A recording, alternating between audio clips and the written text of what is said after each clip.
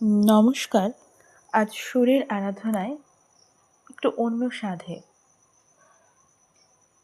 গান, আবৃত্তি এগুলো তো পাঠ করি। আজ স্বরচিত একটি লেখা পাঠ করছি। লেখার সেভাবে নাম কিছু দিইনি। দেখতে ইচ্ছা হলো, খাতা কলম নিয়ে বসে পড়লাম। সেটাই একটু সবার সাথে ভাগ করে নিচ্ছি। কিছু বাস্তব কথা।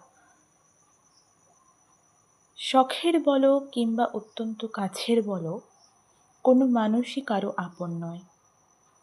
আমিও তোমার নই, আর তুমিও আমার নও। মহান ব্যক্তিরা বলেন মনুষ্য জন্ম নাকি বড়ই দুর্লভ, কিন্তু বাস্তব বলে মানুষের জীবনের মতো দুর্বিষহ, অসহনীয়, অত্যন্ত কষ্টের জীবন আর একটিও নেই।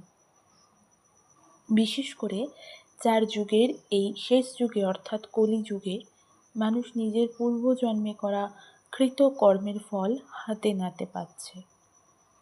কারো খারাপ সময় কাটছেই না, আবার কেউ মহা উল্লাসে আনন্দে দিন কাটাচ্ছে। ওই যে কবির ভাষায় আছে না, নদীর এপার কহে ছাড়িয়া নিঃশ্বাস, ওপারে সর্বসুখ আমার বিশ্বাস। আমরা প্রত্যেকটা মানুষই ভাবি আমরা সামনের মানুষটা আমার থেকে অনেক ভালো আছে, সুখে আছে, ইত্যাদি আরও কত কিছু।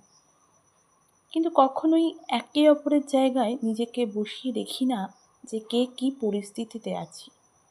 সবার জীবনেই দুঃখ, কষ্ট, চিন্তা, ভাবনা, হতাশা আছে। কারো কম, কারো বেশি, এটাই পার্থক্য। কিন্তু যতই আমরা কাছের মানুষকে সব কথা শেয়ার করি না কেন, মানসিকভাবে তাকে অনুপ্রেরণা দিই না কেন, সবশেষে যখন আমাদের প্রচণ্ড মন খারাপ অথবা খারাপ সময় আসে, তখন কাউকে পাশে পাই না। কাঁধে হাত রেখে মাথায় হাত বুলিয়ে বলার মতো কেউ থাকে না যে আরে আমি তো আছি, চিন্তা কিসের তোর। এই কথাটা বলে মন ভালো করার মতো কোনো মানুষ সবার জীবনে থেকেও থাকে না। একমাত্র স্বয়ং ভগবানই আমাদের সুখ ও দুঃখের সঙ্গী হয়ে আজীবন থাকেন। আমরা তো মধ্যবিত্ত পরিবারের মানুষরা মাথার ওপর ছাদ, পরনের পোশাক, তিনবেলা পেট ভরে খাবার পাচ্ছি, দিন কাটছে যেভাবেই হোক। অনাথ হতদরিদ্র মানুষগুলোর কথা ভাবলে কি হবে? তারা তো ঠিকমতো একবেলা পেট ভরে খেতে পর্যন্ত পায় না।